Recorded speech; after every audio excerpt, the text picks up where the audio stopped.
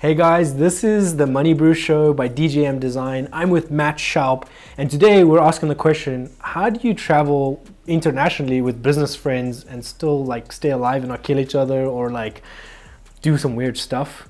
So how do we keep this kosher? How do we like do this, Matt? You're really good at this, and he's got a lot to talk about with this specific topic. Watch more of our videos. We have intros to Matt's story. We have the painted baby story. We have so much coming. We have a new taste test that we're going to try. It's all about the Money Brew experience, South African, American merge and psychology and delicious. Yo, I ain't here for the money, I ain't here for the fame. Though it might be nice to own a jet plane, I'ma do it all for you. Come along and see us.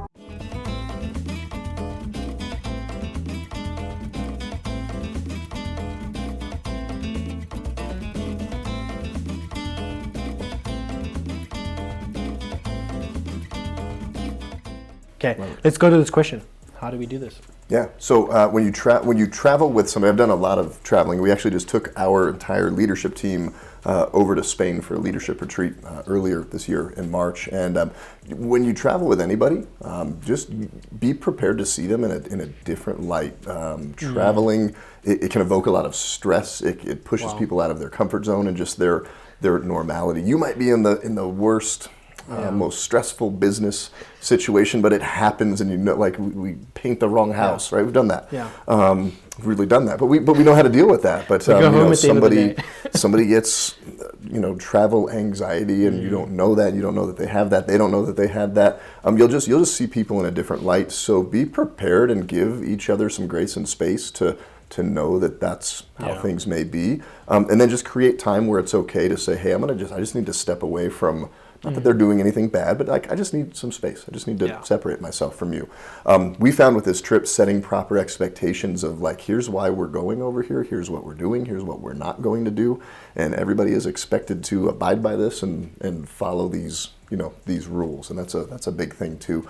And then have fun. Like this experience for us, it was a once in a lifetime, and we made the most out of it. So you might have, I'm a planner, I'm a control freak. We've talked about this, and here was the plan. And one day, we just got pulled over here. We had a totally different opportunity, and at first I was like, this wasn't part of the itinerary and the plan, but just do it. Let's do it. And it was one of the best things. We actually had one of our adventures not work out because of weather, and I'm like, what are we gonna do? I'm like, well, we could try this over here. That ended up being the highlight of the trip. Wow. Cool hot tip right there, man.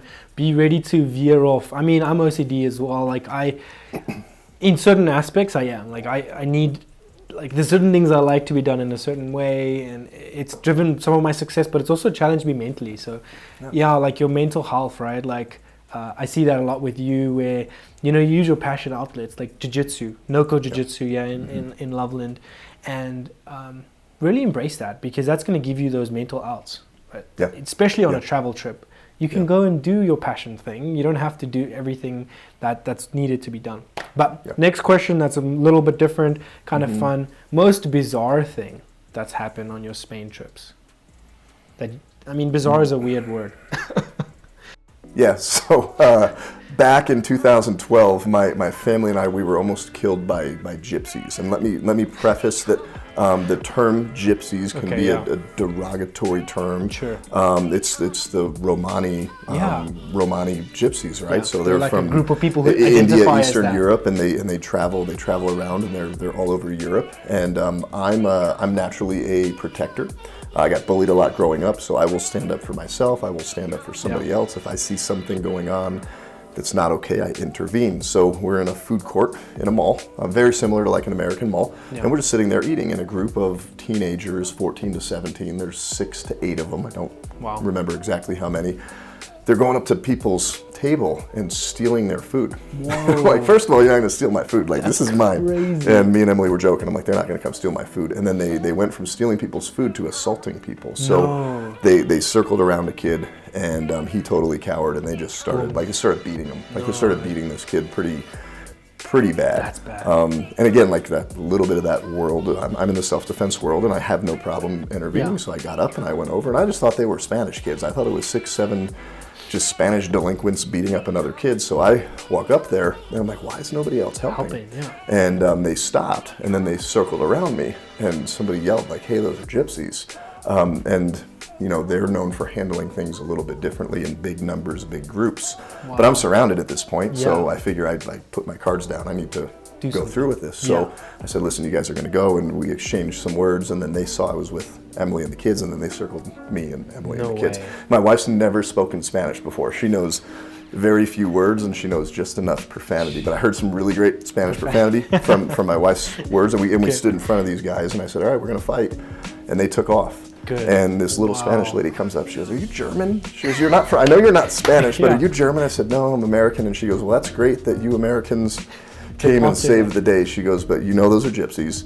They're going back to grab, 20 more adults." And she's like, "They'll just come kill you." She's like, "They'll just stab you and leave you in the parking lot." Wow. So she's like, Careful. "Pack your stuff and leave." Go. Yeah. And I'm like, okay, like I get the point. So yeah, I mean, we get in the car, we drive out of the parking lot. As we pull out, I mean, it's literally like a scene out of the movies. There's They're just probably chasing. 40 just running down to the mall looking for us. So That is the most bizarre story I've ever heard on the show.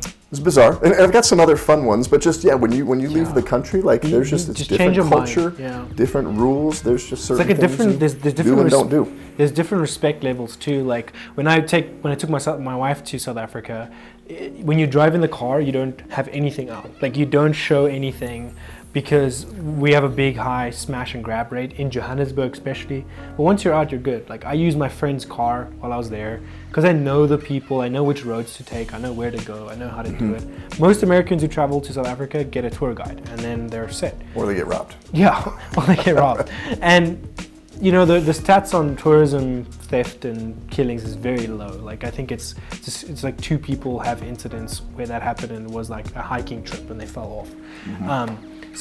But yeah, just kind of be aware and be out there looking out for each other and know the ins and outs of the locals. Ask the locals, like you were saying. Yeah, know what you're doing, especially if you're going to step out of the normal. I mean, that was obviously stepping out of the normal travel environment and Sure. Cool. the day-to-day. Yeah. Okay, next test. We're gonna do Biltong. Ooh, I think I've tried these. My favorite. I think I sent you guys a gift one year from my own homemade Biltong beef jerky. It's a delicacy in my country. We have like stores where they sell all kinds of styles and tastes, and we take it very seriously. The African culture makes it, and so does the Dutch culture and the English culture. This one's chili lime, but I also have, I think chili lime is the best I've had. You just take Let's a do few. it. Yeah. This is great for cycling and working out because there's no preservatives. It's only made out of 8 ingredients and it has 32 grams of protein. So let's try it. Do it. No, we can try this. This you can get on Amazon. There's a brand called Strive. There's also you can get it at natural grocers. This is good. This one's Kalahari. So you know the desert I was talking about? Where I died Yeah. and had a voodoo spell cast on me. Right. Next time we'll take you with the Khoisan people. It's one of Those the are biggest good. deserts in South Africa. It's pretty cool. Yuck to yum. 1 to 10. So 10. Yes. The jerky. Yep. I knew we'd get a 10 out of you. It just took time. This not so You would make you're dissing my Oma, man. My grandma. Sorry, man. Sorry, Grandma. Sorry, Grandma. Wasn't Grandma. good. She didn't bake them good enough. Come on, man. Use the right ingredients. Thank you guys for watching. Check out The Painted Baby. It drops January 31st. And then I'm also doing a giveaway, 25 books. You have to comment and like and subscribe. And make sure your comment's in there. You know, ask us a question, ask Matt a question. We'll swing it his way. And subscribe to his stuff. Thank you, thank you, thank you. And what do we always say, Matt? I always say what? Cheers, cheers. Cheers, cheers. Cheers, cheers.